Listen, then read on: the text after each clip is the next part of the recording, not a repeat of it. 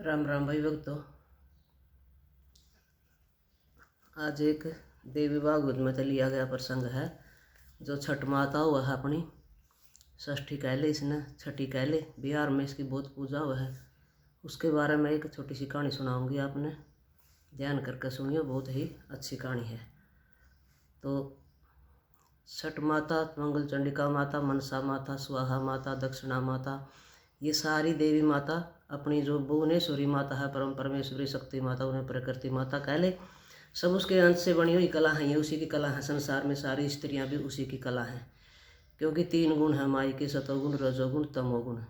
इसी तरह 3 प्रकार की ही स्त्रियां हैं, रजोगुणी भी हैं, सतोगुणी भी है, तमोगुणी भी हैं। सतोगुणी तो वो होती हैं जो बहुत सात्विक धर्म पर कर्म पर रहने वाली होती हैं, और रजोगुणी जो मतलब मध्यम वर्गीयों में हैं, वो राज ठाठ में सज के संवरना, अच्छा खाना पीना, उनमें रखा है विश्वास। और तमोगुणियों में है जो सबसे अधम श्रेणी की होती हैं, छोटी श्रेणी की होती हैं, उल्टा कह ले, वैश्या कह ले, गलत का आचरण करने वाली कह ले, तो वो तमोगुणी होती हैं। तो षष्ठी माता के बारे में आज मैं आपने बताऊंगी। ये देवी बच्चों की रखवाली करती है, और किस तरह से ये कथा, कहाँ से ये माता प्रकट हुई थी, सबसे पहले किसको इसने वरदान दिया था। तो मनु शत्रुपा अपनी सृष्टि के सबसे पहले पुरुष हुए हैं, तो ब्रह्मा जी ने प्रकट किया था उनको, भी सृष्टि चलाओ, आप सृष्टि को आगे बढ़ाओ। तो मनु महाराज की तो शादी हो गई थी, उसकी मनु महाराज के उत्तानपाद उसका बेटा था, बड़ा छोटा प्रियव्रत था। उत्तानपाद की शादी हो गई थी, जिसकी सुरुचि और सुनीति 2 पत्नियां थी। ध्रुव की माता, उनको सारा संसार जानता है, उनकी कथा भी भजन रागनी सारी सुना है। लेकिन उनके छोटे भाई थे प्रियव्रत महाराज, उन्होंने शादी करना उचित नहीं समझा, भी मैं शादी नहीं करूँगा। लेकिन उसके पिता की आज्ञा से, या मतलब धर्म के नाम पर उसने माननी कया सुना था।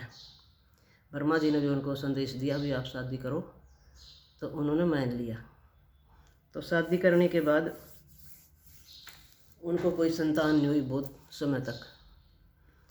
तो उन्होंने फिर, उसकी पत्नी का नाम मालिनी था, तो उन्होंने मतलब कश्यप ऋषि ने उनसे पुत्रष्टि यज्ञ करवाया था, और महारानी को चुरू दिया था। चुरू कह लो, जैसे राजा दशरथ की रानियों को खीर दी थी, वैसे ही प्रसाद दिया था। उस प्रसाद के पास वो रानी गर्भवती हुई। गर्भवती होने के बाद उसको 9 मास के बाद सुंदर सा पुत्र हुआ, बहुत ही आज्ञाकारी और अच्छा सुलक्षण पुत्र था। लेकिन पुत्र के पैदा होते ही वो पुत्र मर गया। तो सारे महल में सन्नाटा छा गया, शोक की लहर दौड़ गई, बहुत दुखी हुए सारे राजा रानियाँ, बड़े दुखी हुए। राजा की आँखें तभी आंसू धारा गिरने लग गई, बहुत दुखी होया। राजा उसने बच्चे ने लेकर शमशान में चला गया। खाड कह ले उन्हें, शमशान कह ले, बच्चे ने तो दाबे हैं। तो वो उसमें रोने लग गया अपना पुत्र ने देख कर न। तो उसी समय वहाँ ये देवी प्रकट हुई थी, माँ षष्ठी देवी प्रकट हुई, एक सुंदर सा विमान में बैठ कर आई वह। तो आगे राजा ने अपना पुत्र का शव तो एक रख दिया धरती में, और उस माता आगे रोने लग गया, हे देवी आप कौन हो, किसकी पत्नी हो, आप बहुत सुंदर हो, आपके दर्शन करके मेरे अंदर एक नई उत्तेजना पैदा हुई है।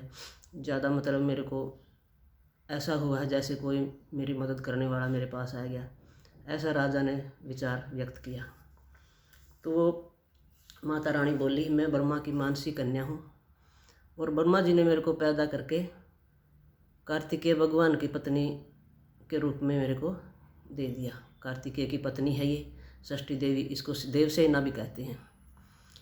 तो ये बच्चों के हमेशा पास रहती है, बच्चों की रखवाली के लिए। छठी की पूजा भी इसकी हो है, 21वें दिन भी इसकी पूजा हुआ है, बच्चा अन्न ग्रहण करे सबसे पहले तब भी इसकी पूजा हुआ है। तो इसने राजा पर अपना वो बच्चा लिया और अपने गोड्या में लेकर ना, और बच्चा जिंदा कर दिया। बच्चा तो हंसने लग गया। राजा पता हुआ, राजा ने इतने में राजा उसकी स्तुति करने लग गया, इतना नुति चालन की आज्ञा मानने लग गई, भी मैंने चलने की आज्ञा दो, मैं चलूँ। तो राजा बोला, हे देवी आपने मेरा इतना कल्याण किया, मैं आपसे कुछ वरदान पाना चाहता हूँ। तो उसने कहा, हे राजन, आपका अधिपत्य मतलब आपका शासन सृष्टि में चलता है। आप मेरी पूजा करें और दूसरे आपकी प्रजा से भी मेरी पूजा करवाएं। मैं जो भुवनेश्वरी माता उसके छठे अंश से पैदा हुई हूँ, इसीलिए मेरी छठ के दिन पूजा होती है।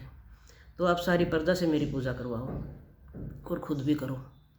मैं आपको आने वाले समय में एक सुंदर सा पुत्र दूंगी, जिसको अपना पिछला जन्म सारा याद होगा और वो सृष्टि में बहुत ही नामवान होगा, अच्छा मतलब बहुत ही मशहूर होगा। तो इस तरह से प्रियव्रत महाराज की षष्ठी माता ने पूजा की थी और इसका स्तोत्र भी है, मंत्र भी है।